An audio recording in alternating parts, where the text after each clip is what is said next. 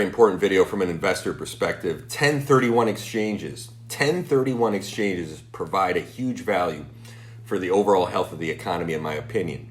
So, property investors rode a wild wave during the pandemic and the short-term rental market stopping, then restarting, and property prices in many second home markets soaring.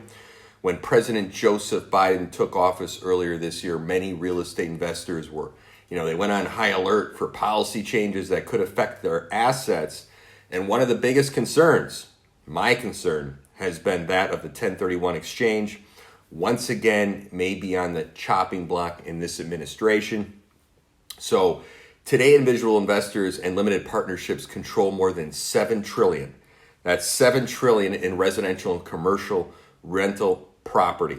So it's estimated that 1 in 4 baby boomers own one or more investment properties, and annual 1031 exchange transaction volume exceeds $100 billion per year. So as you know, President Joe Biden, America Families Plan, proposes to eliminate like-kind exchange treatment for gains greater than $400,000. Since 1921, Section 1031 like-kind exchanges have been one of the most powerful economic tools in the U.S. tax code and have positively, and I emphasize positively, impacted our economy overall, particularly as we recover from the economic impacts of COVID-19. Section 1031 like-kind exchanges can play a critical role in the economic recovery and growth of our local community. And I emphasize the local community overall. So I want to underscore the many functions of the like-kind exchanges that fuel the reinvestment in our local communities and individual Americans overall. So if we look at the history, shortly after the adoption of the first U.S. income tax in 1918, Congress deemed it unfair to tax businesses and individuals who sell properties, and then they reinvest the proceeds rather than spend them. That sounds smart. So the prevailing view overall, which has persisted over the past century, was that if a taxpayer receives nothing in the transaction to pay taxes on funds that are transferred to the new property rather than spent, no tax should be owed. Makes 100% sense. So 1031 exchanges have undergone many changes over the last 100 years, including attempts by politicians on both sides of the aisle to not only weaken investor benefits, but also seek their outright, appeal. So most recently, that we look at 2017, the Jobs Act resulted in the elimination of the 1031 exchange for personal and business property, while very fortunately preserving the 1031 exchange for business-related real estate, including rental properties. So I'd like to get your opinion. Why do they want to do this? Elimination of the 1031 exchange. Do you think it's a bad idea? Let's go through some reasons. I think it's a bad idea. Absolutely, 100%. Per IRS statistics, 1031 exchanges would disproportionately hurt smaller investors like me and everyday people, and impact the ability of individuals to enjoy retirement. So many aren't counting on their real estate dollars during their retirement funds to fund that. Anything less might push back their retirement date or put them on a strict fixed budget. So in fact, per data from the Joint Committee on Taxation, individuals and not corporations received more than 70% of their benefits of deferring taxes through the 1031 exchange. Furthermore, IRS data confirms that 4 out of 5 individual tax filers reported adjusted gross income of $200,000 or less. Further, eliminating the 1031 exchange will have a serious impact on residential renters by reducing the stock of the apartment supply and raising rental rates due to supply and demand imbalances. So worsening housing affordability at a time when both renters and owners are struggling to make rent and mortgage payments due to the loss of income from the pandemic.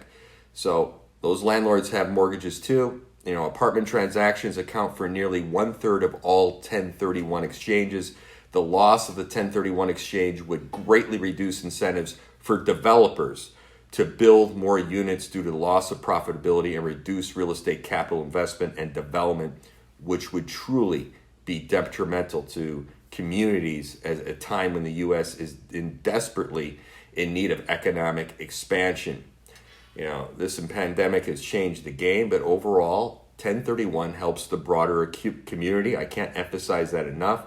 1031 exchanges not only boost the amount of total real estate investment contributing to the greater liquidity and lower rental rates, but also make it possible to borrow less. By deferring the tax liability, investors participating in a 1031 exchange can allocate sale proceeds towards the purchase price of a new property, making a larger down payment and taking out a smaller mortgage, which in turn is benefiting the greater overall market stability and creating additional value for local communities.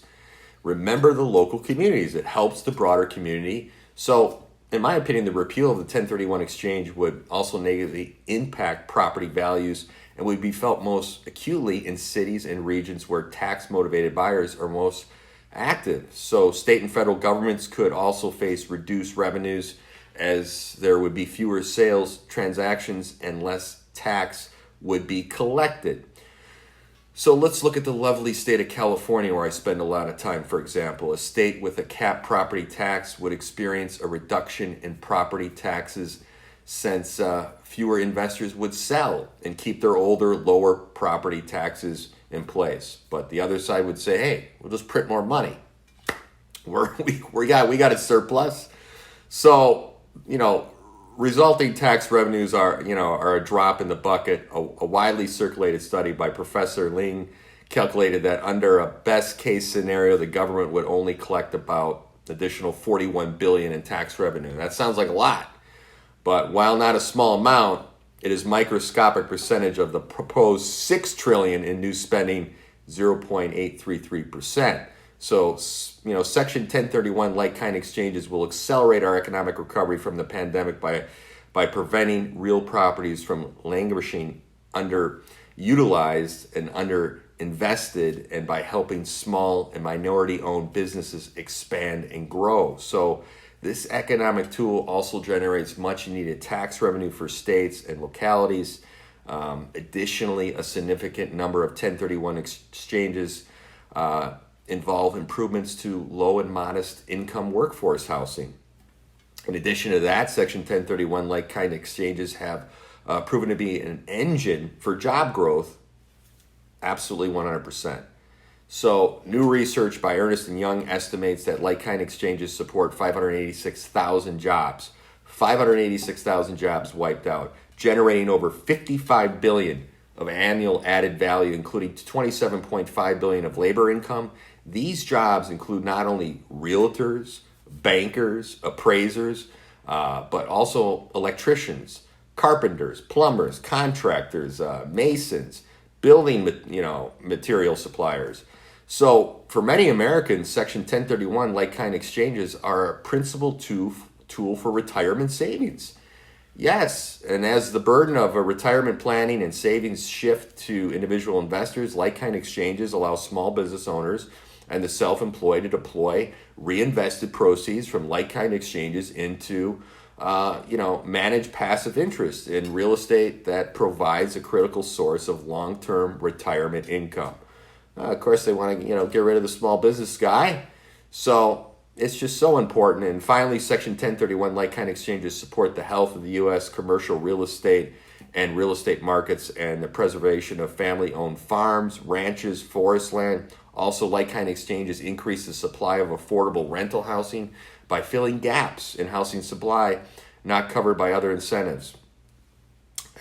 Section 1031 is grounded in sound tax policy for almost 100 years that generates broad economic and environmental benefits that serve the public interest. Section 1031 for real property should continue to be protected. Any proposal to restrict or eliminate like-kind exchanges should be rejected by Congress.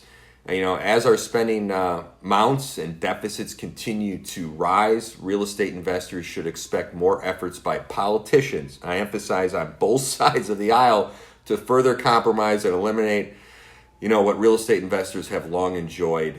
The time for savvy use of the 1031 exchange is now to reinvigorate our economy. We need real estate investors. We provide value and jobs and helping the local community with 1031 exchanges. I've been doing 1031 exchanges since 2003. I have a property outside the state that's been flipped over 11 times, a few of those. So I see the value in it and what it does holistically for the broader economy and the local communities and creating jobs. So I urge you, and I've been talking to a lot of people in commercial real estate, and we're concerned about this. Now, granted, right now it's on the back burner because the Biden administration has more pressing issues to deal with than this right now, but it's there, it's floating around. Call your Congress people, get involved with people in the community, commercial real estate that are following this stuff. It's important that you know what's going on with the 1031 exchange. I am talking to commercial investors. Half of them don't even know about it. So the other half are savvy, get together in your communities where you work and put some calls in and talk about it, blog about it. I think it's important to the overall broad economy, and especially the little guys with 10 or less buildings, 15 or less buildings. And it even helps the bigger guys as well and gals. So I think this is very important for commercial real estate and investors, and this is where my heart is. So I've been following this very closely, and I just wanted to share that with you. But we need to be on top of this. It's very helpful to the economy overall and improving the quality of people's lives overall, not just the individual investor who's doing the 1031 exchange. Thanks for your time. Be creative.